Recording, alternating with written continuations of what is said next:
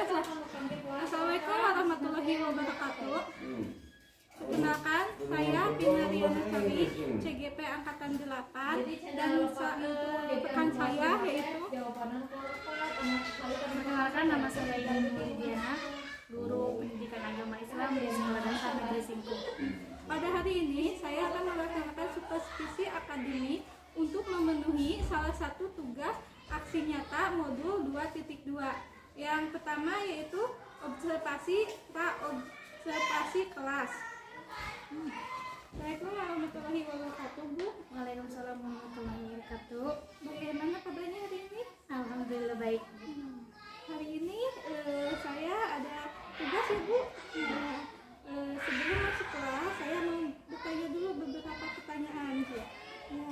Yang pertama, Ibu mau mengajar pelajaran apa ya? Agama materinya. Kalau agama itu yang tujuan pembelajaran hari ini mau apa, Bu? Tujuan pembelajaran hari ini adalah melalui pembelajaran berdiskusi. Itu saya harap siswa bisa paham dan mengerti dengan materi Asmaul Husna, sehingga mereka selain paham dan mengerti juga bisa mempraktekkan dalam kehidupan sehari-hari di kelasnya seperti apa. Berarti melalui diskusi ya, Bu? Ya, ada lagi tujuannya? Setelah itu dengan pembelajaran kooperatif, saya harap siswa itu mampu menyelesaikan tugas dan permasalahan yang berkaitan dengan Asmaul Husna. Ada lagi atau dua aja?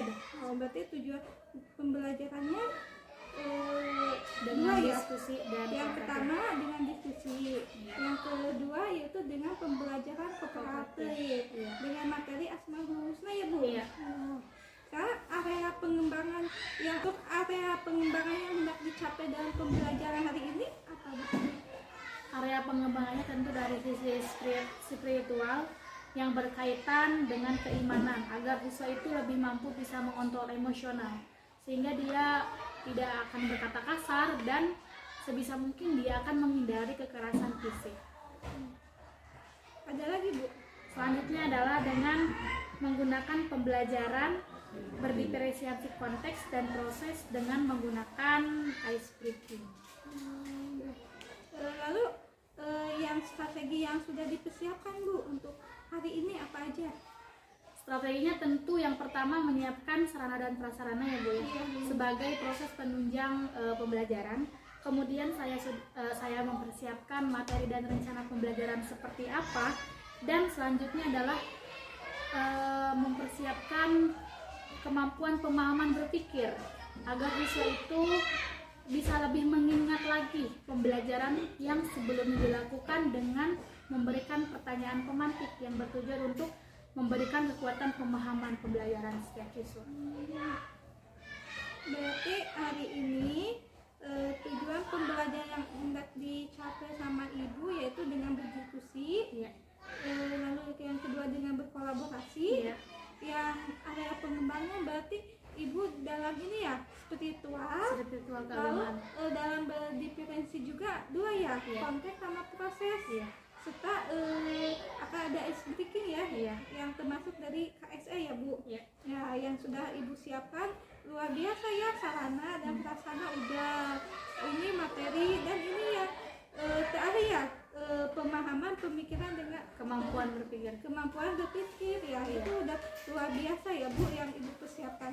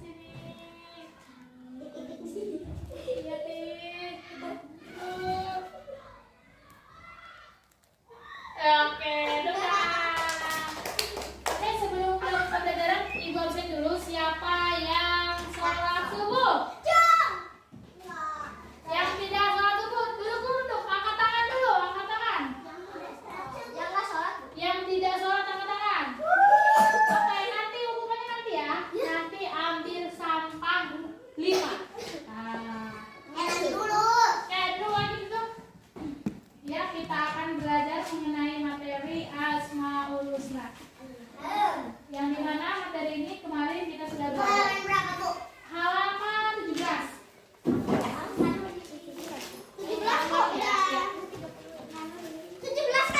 Ya. Tamu Pak yuk.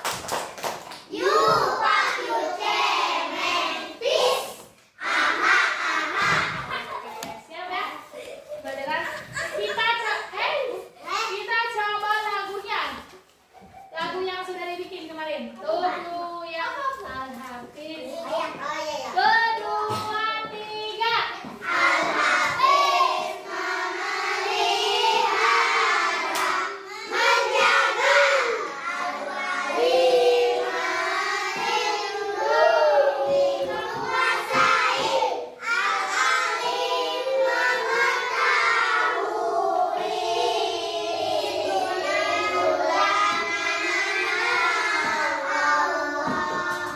Oke. Kita sudah mengenal nama-nama Asmaul Husna. Asmaul Husna itu asma artinya apa? Asma. Asma artinya nama-nama. Husna itu artinya baik. Jadi si Hasna baik karena namanya Hasna. Hasna apa namanya? Hasna Adelia Arifa. Baik Arifa. Iya. Jadi arti dari Asmaul Husna adalah nama-nama Allah yang agung dan yang baik. Ada berapa jumlah Asmaul Husna? Yang tidak ini nanti Ibu tunjuk, silakan jawab ya. Restu. Asmaul Husna Al-Hafiz artinya apa? Al-Hafiz. Al-Hafiz memelihara. Paham sih nama-nama Allah? Kita baca sekali lagi ya Asmaul Husna ya. 1, 2, 3. Al-Hafiz menjaga. Al-Wali melindungi, menguasai. Al-Alim mengetahui.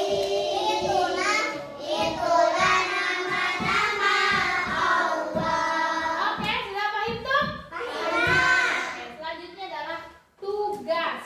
Tugasnya silakan dikerjakan berempat, berlima. Ini berempat, ini berempat.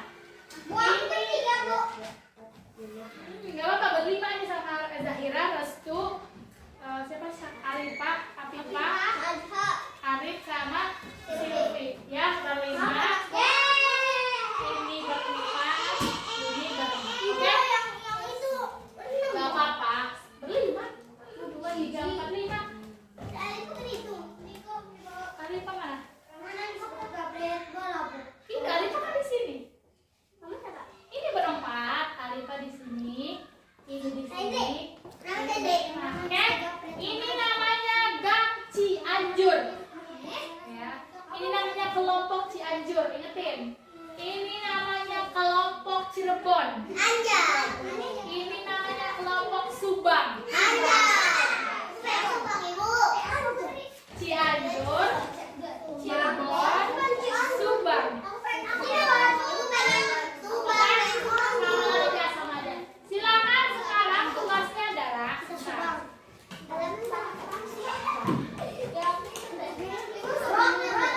Subang kalian berempat.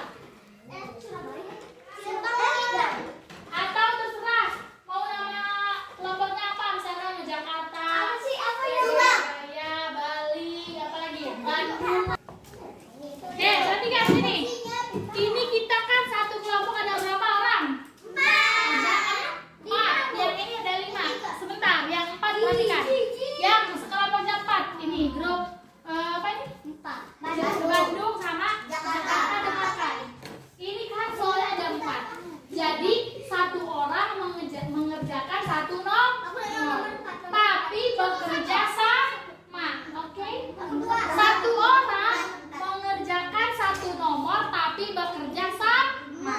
Misalkan Hasna ngerjain nomor 3, tapi Hasna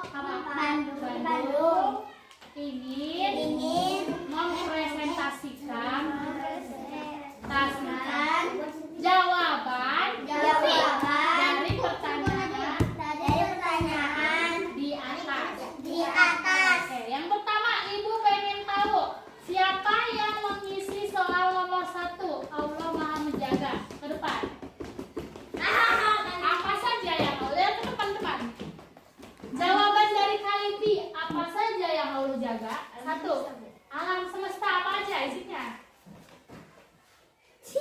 Tumbuhan, apa lagi? Hewan, apa lagi? Manusia. Jadi Allah menjaga apa saja? Ketiga itu. Iya, apa aja tadi? Alam semesta, Tumbuhan, dan manusia. manusia. Betul? Yang kedua, mari kita tutup pembelajaran pada hari ini dengan mengucapkan Alhamdulillah. Alhamdulillah.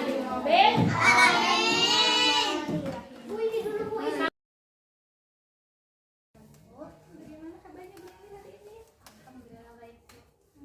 Kemarin ya kita udah melakukan itu ya supervisi ya di kelas.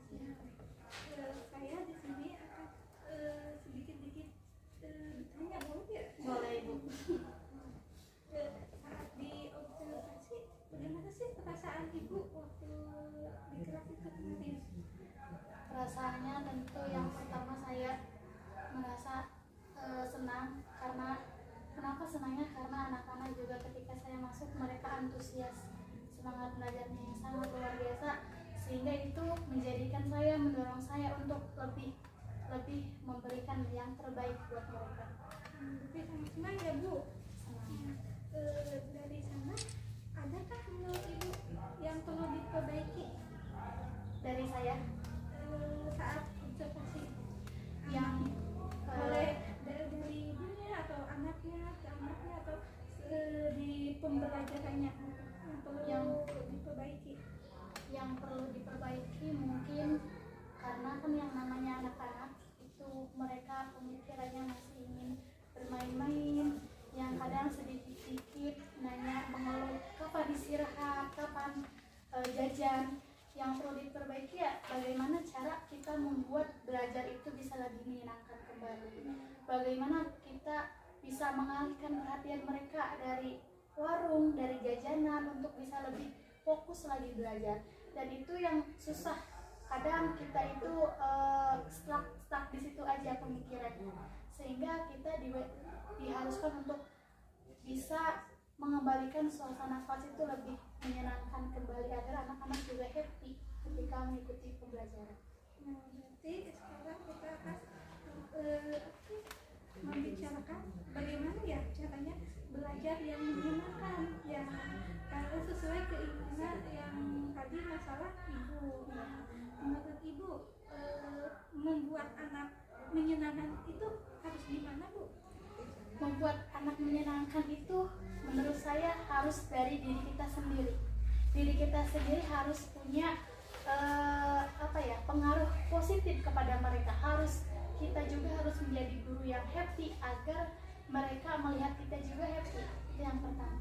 Kemudian mungkin kita harus bisa harus lebih kreatif lagi dalam proses pembelajaran. Kita bisa menambah dengan ice breaking atau sebagainya. Kemudian kita bisa lebih dekat lagi dengan menjadikan anak itu kita itu sebagai teman curhat mereka, sehingga mereka keluh kesah mereka dalam pelajaran, keluh kesah kesulitan mereka dalam mengatasi permasalahan itu bisa dicurahkan kepada kita, dan kita bisa membantu mereka agar lebih dekat lagi dengan kita, sehingga kita tahu kekurangan anak ini seperti apa, kelebihannya mereka seperti apa. Dari apa yang diungkapkan itu kan ada tiga ya. Yang pertama membuat menyenangkan diri sendiri, adanya kreativitas, speaking atau teman curhat. Dari itu yang mau lebih dikembangkan tuh yang mana atau semuanya dikembangkan? Ya, ingin semuanya sih Bu, kalau bisa dikembangkan. Tapi itu kembali ke diri kita sendiri, apakah kitanya punya niatan seperti itu atau mampu atau tidak. Ya. Ini bagaimana ya Bu kalau ini membuat diri sendiri menyenangkan? Kan di kita kan biasanya kan ada kehidupan luar sekolah, ada sekolah. Nah, membuat kita kan ada waktunya kita sedih tuh. Iya. Bagaimana tuh? Bagaimana Membuat diri supaya menyenangkan. ya, supaya tidak terlihat sama anak. Iya, memang kan kita hidup bukannya di sekolah ya Bu, ada di rumah, ada pergaulan bersama teman-teman. Jadi sebisa mungkin masalah kita di rumah atau problem kita bersama teman-teman ketika bertemu dengan anak-anak kita lupakan. Kita masuk ke dalam kelas kita lupakan, kita membuat pemikiran-pemikiran yang positif, yang happy, sehingga nanti ketika proses pembelajaran atau kita menyampaikan ilmu juga kita happy. Kalau belajar sudah happy, maka insya Allah itu apa yang kita ajarkan kepada anak-anak, apa yang kita berikan itu akan lebih mudah diserap oleh mereka. Kalau itu memberikan kreatif activity itu mau gimana? Iya, kalau Lebih jelasnya. kreatif tentang speaking itu mungkin lebih ke perhatian, agar mereka itu tidak lesu, agar mereka itu tidak mengantuk, agar mereka tidak memikirkan pemikiran-pemikiran selain belajar. Karena speaking itu kan untuk mendorong lebih semangat lagi, lebih terbuka lagi matanya, biar lebih fokus kembali belajar. Motivasi ya Bu. Iya. Itu kalau dijadikan kemajuan tuh Bu, bisa kan bagaimana tuh kalau anak kelas rendah? Kalau anak kelas tinggi kan bisa ya. Iya. Kalau kelas Kalau rendah kan anak kelas karena rendah ya kekanak-kanakan kan Iya, kita mungkin bisa lebih bertanya. Kadang saya juga menanyakan, apakah kamu hari ini sarapan atau enggak, sarapannya sama apa, dan mereka akan curhat sendiri. Iya Bu, tadi aku bangunnya kesiangan sehingga gak sempat sarapan, makanya aku pengen istirahat. Mereka yang akan bilang sendiri seperti itu. Jadi sebisa mungkin kita harus peka melihat kondisi mereka yang kok di kelas diem aja, yang lain happy. Kita tanya, nanti juga mereka akan berbicara keadaan di rumahnya seperti apa, bahkan sampai kegiatan yang sudah dilalui kemarin juga kalau itu berhubungan dengan hari ini pasti mereka katakan. dari 3 hal tersebut yang mana yang benar-benar dapat membuat siswa sangat menyenangkan saat pembelajaran menurut Ibu sendiri? Ya, menurut saya yang pertama yang dari faktor guru yang menyenangkan, karena memang kalau anak-anak itu lebih suka guru yang mungkin menyenangkan, yang banyak bercanda, banyak gamesnya, jadi mereka tuh lebih semangat lagi. Berbeda dengan guru yang mungkin ngajarnya di kelas maaf disebutnya guru apa ya, guru killer ya. Jadi di kelas cuma ngajar, duduk, itu kan mereka juga cepat bosan. Berbeda dengan guru yang suka ngasih games, suka ngasih tebak-tebakan dan lain sebagainya. Itu membuat anak lebih mempunyai mood yang pengen belajar terus. Nah, kalau gitu apakah menurut Ibu sesuai dengan waktu bermain game, bagaimana mengelola buat main game, Iya. buat materi juga harus masuk, Iya, kan kita tentu sesuai. dituntut juga. Karena sesuainya kenapa? Karena di situ sudah saya atur jadwalnya. Untuk pertama kita setelah masuk kita baca doa terlebih dahulu, kemudian kita absensi apakah hari ini sholat atau tidak, dari seperti. Jadi saya absennya kalau mereka sholat berarti hadir. Jadi karena apa ya, karena sayanya juga punya aturan seperti itu, mereka juga akhirnya dalam pembelajaran juga ikut aturan saya. Terus setelah absensi mungkin kita ice breaking sebentar, belajar. Setelah belajar di akhir saya akan menanyakan pertanyaan pemantik untuk mengulang kembali, refleksi kembali pembelajaran, apakah mereka paham apa yang saya sampaikan. Setelah itu, setelah pembelajaran tersebut, dan terakhir biasanya games. Tapi kadang-kadang di sela-sela pembelajaran saya juga ada games. Tentu gamesnya juga tetap berhubungan dengan pembelajaran. Ya, luar biasa sekali ya. Di sini Ibu terkenal dengan guru yang game. Iya. Iya. Nah, selain itu Bu, kapan rencana Ibu tersebut mau dilakukan Bu? Kan karena kurangnya apa sih, anak-anak itu suka ingin apa sih, main dan gak mau belajar kayaknya tuh. Kan Ibu ini kan bahwa membuat menyenangkan diri sendiri dulu. Nah, kapan tuh bisa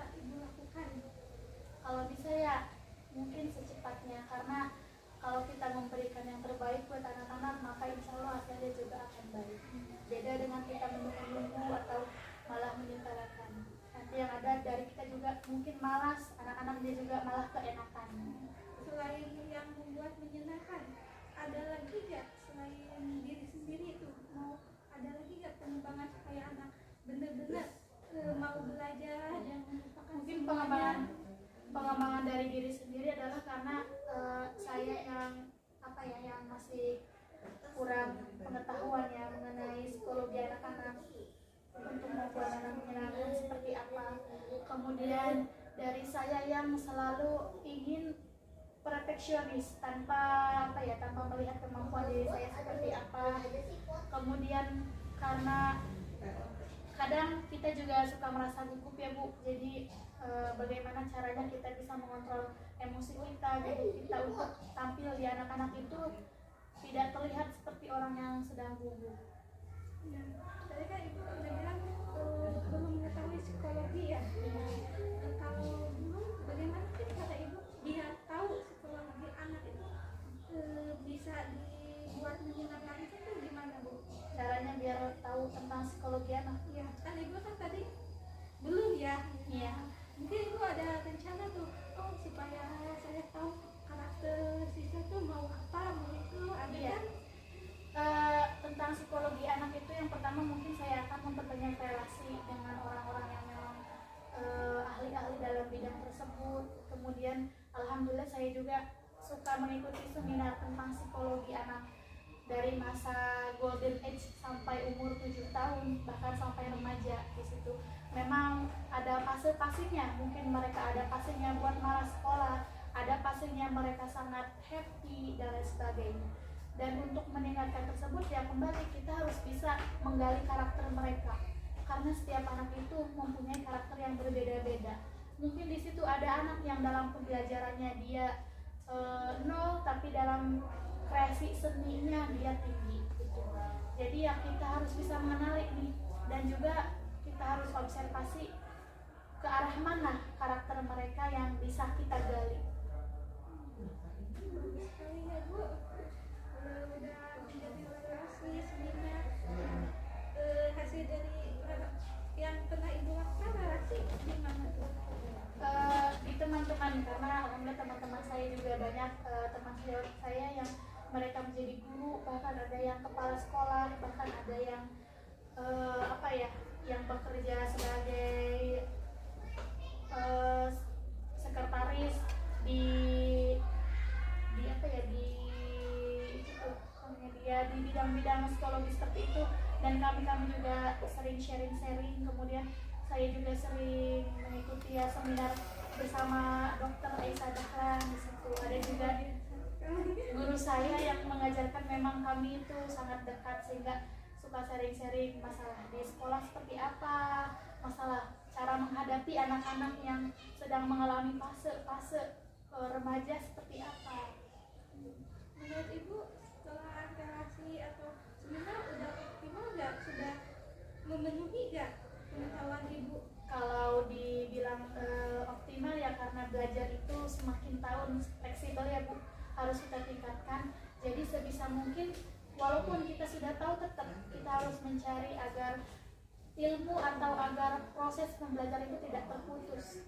Jangan sampai karena kita sudah tahu ilmunya maka kita diam di situ saja dan tidak ingin mencari ilmu-ilmu yang lain. Nah, cara agar tidak terputus itu bagaimana Bu? Ya tentunya kembali ke diri kita sendiri. Apakah kita ingin menjadi orang yang diam saja?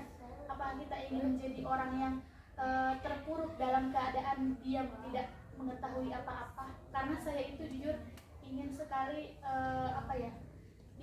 ingin sekali tahu tentang segala macam dari seni. Bahkan saya juga suka seni, saya suka psikologi anak-anak, sehingga saya akan terus menggali yang saya suka, akan saya terus gali, akan saya terus cari ilmunya. Berarti akan terus dicari ya Bu, tidak terputus. Lanjut. Iya. Berarti ada lagi selain relasi seminar yang mau dikembangkan lagi. Kan ibu sudah ya relasi seminar supaya lebih itu tuh ada lagi komunitas kayak gitu ada lagi. Kalau komunitas jauh ini saya belum mengikuti ya, karena saya mungkin terbatas oleh waktu dan juga ya dengan kemampuan diri sendiri. Jadi ya selebihnya saya hanya relasi, hanya berhubungan dengan orang-orang yang memang paham dengan psikologi anak-anak. Kemudian saya dengan pendekatan dengan anak-anak. Setelah ini ya Bu, setelah memahami psikologi anak ya, yang tadi Ibu ceritakan merasa gugup Iya. saat itu. Nah, kalau merasa gugup, bagaimana Ibu mengatasinya? adalah pertama, ketika saya merasa gugup, saya bayangkan kalau ketika gugup kemudian terjadi kesalahan, mungkin saya sendiri yang akan malu. Yang pertama. Yang kedua, saya membayangkan ketika merasa gugup, saya tarik nafas 3 kali dan ambil napas. Saya lihat sekeliling saya pandangi mereka, kemudian di situ mulai rasa gugup saya bisa mereda. Dengan membayangkan sudah berjalan ya Bu Ibu? Alhamdulillah, semuanya sudah berjalan. Berarti sekarang udah nggak merasa gugup lagi ya? Iya.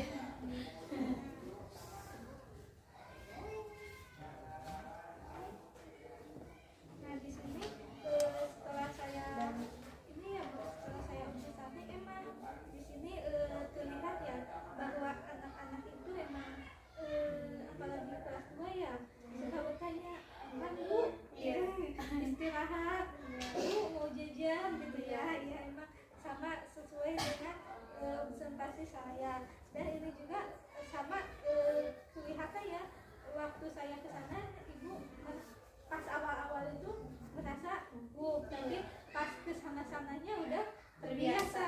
Berarti Ibu udah apa sih mengatasinya tuh dengan sendirinya. Untuk itu siapa yang menjadi inspirasi atau support Ibu rencana tentang siapa yang menjadi inspirasi atau support Ibu dalam pembelajaran ini? Inspirasi atau support saya yang menjadi inspirasi adalah saya Pengembangan, iya, tentang pengembangan yang tadi Bu. yang jadi inspirasi adalah ketika yang menjadi semangat saya untuk mengembangkan anak-anak Ibu. Tentu yang sangat itu adalah ketika saya membayangkan apa yang mereka atau peserta didik yang saya ajarkan itu ketika mereka dewasa mungkin mereka bisa menerapkan ilmu-ilmunya. Dalam kata lain, menjadi orang sukses. Itu menjadi inspirasi saya. Untuk kalau saya mempunyai inspirasi seperti itu, menjadikan saya lebih semangat lagi untuk lebih mendidik mereka, memberikan ilmu kepada mereka, sehingga saya itu termotivasi untuk bisa membuat mereka menjadi anak yang sukses dan bisa membanggakan. Apa masih ada yang mau disampaikan Bu? Mengenai pengembangan yang tadi kan udah ini ya memberikan membuat rencana yang membuat diri menyenangkan, membuat meeting, menjadikan teman curhat, dan mengetahui tentang psikologi anak yang menyenangkan, sudah menggabungkan beberapa relasi, seminar, dan mengontrol diri ya biar tidak merasa gugup atau ya merasa gugup saat pembelajaran. Apakah ada yang mau disampaikan lagi selain yang tadi semua? Tidak ada.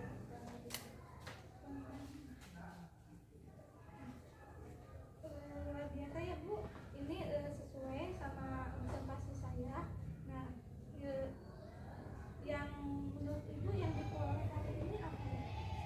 Yang diperoleh hari ini dari anak-anak dari pencapaian kita. Alhamdulillah, karena kemarin saya ada observasi, kemudian saya dalam pengembangan diri anak-anak seperti contohnya tadi sholat Jumat, karena minggu-minggu kemarin saya masih kegiatan yang seperti itu saja, membaca Yasin, sehingga anak-anak tuh kalau baca Yasin banyak yang ngobrol, bukannya baca malah ngobrol, malah bercanda. Kemudian saya membuat program baru, yaitu program Hitobah. Program itu Program apa itu Bu? Hitobah itu jadi seperti program per kelas yang dimana di situ ada pembawa acara dari anak tersebut, ada yang mengaji, kemudian ada yang sholawat per kelas. Jadi karena ada program tersebut, mereka akhirnya berlomba-lomba. Bu, aku ingin jadi MC. Yang tadinya mereka malu-malu, mereka malah menunjukkan diri sendiri. Bu, aku ingin MC. Bu, aku yang baca Qur'annya ya. Sehingga kalau seperti itu, peralihan mereka, pandangan mereka juga tertuju kepada teman-temannya, karena teman-teman sendiri yang maju ke depan, karena teman-teman sendiri yang memimpin jalannya kegiatan tersebut. Jadi yang asalnya membaca Yasin itu Ngobrol pas kegiatan tadi, alhamdulillah mereka semua juga karena memang sedang baru proses proses bertahap gitu ya, jadi ya belum sempurna 100% mereka bisa fokus gitu. Ya tapi alhamdulillah ada kemajuan sejauh ini. Saya Udah 2 minggu ya sama Iya, kemarin. sudah 2 minggu. Ada yang mau dikembangkan lagi tuh Bu? Dari sana kan lihat kan kemarin masih malu-malu ya, yang kemarinnya lagi kan sekarang kan udah alhamdulillah ya, lihat ada yang mau dikembangkan lagi supaya lebih sesuai dengan keinginan ibu. Yang dikembangkan lagi ya dari anak-anaknya, ya mungkin bisa apa ya, dikembangkan dari anaknya, bisa saya latih lagi di kelas biar mereka pas kegiatan ini mereka agar lebih tidak malu, mereka lebih percaya diri lagi, sehingga nanti kegiatan ininya itu kita bisa terkontrol, bisa sesuai dengan keinginan kita. Anak-anak juga bisa paham, anak-anak juga bisa diam mendengarkan, karena untuk menjadikan anak itu diam, duduk, mendengarkan itu susah. Yang namanya anak-anak pasti senggol kanan, gerak-gerak segala macam. Dan yang dikembangkan ya dari karakter anak tersebut yang ingin tampil di depan seperti apa. Sehingga saya juga di situ PR bagi saya untuk bisa memilih anak mana yang maluan, mana anak yang nggak percaya diri gitu. Kan ibu ini menjelaskan ada karakter anak yang berbeda-beda ya, Iya. sesuai dengan tingkatannya ya. Kita tahu yang tingkatan di atas ke bawah ya. Nah, untuk memilih anak yang malu-malu mengatasinya gimana sih Bu, supaya kan ibu menginginkan semuanya aktif ya. Iya. Ibu kan mau memilih mana ya anak yang malu-malu, yang itu bagaimana caranya? Cara mengatasi anak malu-malu, yang pertama yang sudah saya terapkan adalah saya selalu melakukan pendekatan kepada mereka. Ketika belajar di kelas pun kadang yang saya bercandain, yang saya ajak ngobrol, atau yang saya suruh maju ke depan itu yang malu-malu. Dan ketika anak tersebut memang malu-malu gitu ya, saya membutuhkan support dari teman-temannya. Ayo dong, maju gitu. Sehingga saat ada support dari teman-temannya dan anak tersebut terbangkitkan semangatnya, terbangkitkan untuk percaya diri. Saya juga sering kasih motivasi, jangan malu-malu, nanti kalau malu-malu kita dalam menghadapi segala juga akan malu-malu. Saya juga suka kasih cerita-cerita orang tentang keberhasilan seorang orang yang tadinya malu-malu akhirnya bisa percaya diri seperti apa. Dan karena cerita itu mungkin membangkitkan semangat mereka, membangun mindset mereka untuk lebih percaya diri lagi tampil ke depan. Sehingga mengatasi mereka malu-malu di depan sini, pertama ya harus kita pendekatan dulu. Kalau kita sudah merasa dekat, hati kita dekat dengan hati murid tersebut, ya insya Allah mereka juga akan bisa lebih tampil percaya diri. Dengan cara memotivasi ya Bu, dan memotivasi dirinya, baik itu dari ibu sendiri atau dari teman-temannya ya Bu. Nah, ada cara yang lain selain itu? Misalkan, ada lagi gitu. Cara agar gak malu-malu ya lebih sering kita libatkan orang yang anak yang tidak malu-malu itu kita libatkan dalam pembelajaran di kelas. Misalkan ketika saya menyuruh untuk menulis atau mengungkapkan apa yang saya ajarkan, ya saya libatkan yang pemalu tersebut gitu. Dan tentu saja dalam pelibatan tersebut ya tetap harus kita beri arahan, beri motivasi. Nah, setelah dilibatkan ya dalam pembelajaran, apakah ada perubahan dari anak tersebut? Iya, tentu ada. Jadi mereka lebih terbuka lagi mencurahkan pikirannya, terbuka lagi untuk bisa percaya diri tampil di depan seperti apa, percaya diri di hadapan teman-temannya seperti apa. Kadang ada anak yang memang ketika bersama teman-teman itu nggak malu-malu Bu, artinya ketika main segala macam ya seperti biasanya, tapi ketika belajar tiba-tiba down, tiba-tiba gak percaya diri, tiba-tiba malu-malu. Ya itu disebabkan ya karena mungkin bisa jadi karena pendekatan kita yang kurang kepada anak tersebut, sehingga mereka juga canggung kepada kita. Saya mau ini, ya saya canggung ke gurunya. Sebenarnya kalau kita sudah bisa dekat, pendekatan kita jadi guru yang menyenangkan, anak tersebut juga akan dengan sendirinya bisa dekat dengan kita, akan mudah bersosialisasi dan beradaptasi di kelas seperti apa. Hal ini sudah dilakukan Bu? Sudah Bu, saya sudah lakukan ini dari kelas 2 sampai kelas 6. Karena kelas 1 ya mereka masih masih pikirannya masih TK, masih keinget TK gitu ya. Jadi kelas 1 belum bisa kondusif, tapi untuk kelas 2 alhamdulillah kemarin juga saya sudah melakukan pembelajaran yang metode presentasi, mereka juga bisa menjelaskan. Bahkan mereka sendiri yang bisa mengatakan Assalamualaikum, selamat pagi teman-teman, mereka sendiri tanpa perlu saya ajari. Iya, berarti untuk kelas 2 dan sampai ke 6 tidak masalah ya? Tidak masalah. Cuma ibu belum yang ke Kelas 1. Apakah ada rencana untuk juga menerapkannya ke kelas 1 kan? Kalau kelas 1 yang mungkin Yang lebih sederhananya gitu. kelas 1 untuk lebih sederhananya sudah. Kadang saya juga menyuruh untuk anak-anak untuk bisa bercerita kegiatan di rumah seperti apa, bercerita hari ini seperti apa sudah. Tapi untuk presentasi atau kegiatan pembelajaran dengan metode presentasi itu mereka belum bisa, karena ya mereka juga kadang kalau sudah ke depan itu masih saja bercanda, bukan hanya lagi belajar. Ketika saya suruh ke depan masih aja bercanda, jadi lebih sulit, lebih agak susah lah dibandingkan dengan yang sudah mempunyai pemikiran-pemikiran yang lebih dewasa lagi. Untuk mengatasi kesulitan itu bagaimana ibu? Koordinasinya, Menyesuaikannya ya, kalau ketika mengatasi kesulitan di depan anak yang sudah ngobrol, sebisa mungkin saya harus bisa atur suasana, harus bisa mengkondisikan suasana kelas seperti apa. Ketika anak-anak ngobrol, kita selipkan ice breaking atau kita selipkan tepuk-tepukan, tepuk diam, tepuk apa, sehingga dari tersebut mereka juga langsung diam. Sekali ya bu. Berarti ini bisa dilaksanakan dari kelas 1 ke sampai kelas 6.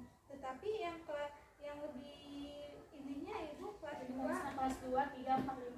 Nah, berarti kelas 1 baru sebagian ya? Iya.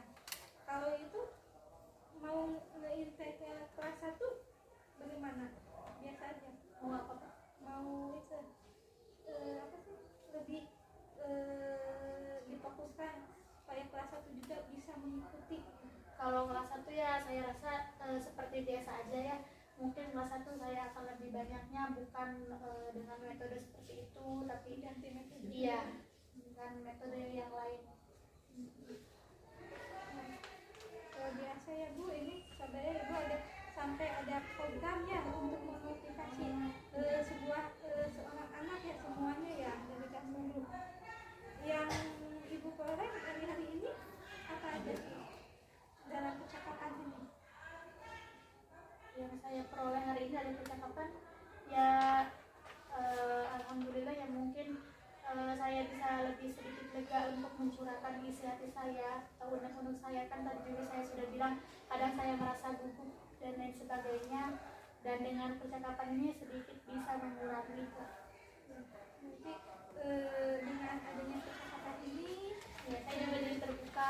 ya, ibu mempunyai permasalahan tentang siswa yang Pemalu, ya, tentang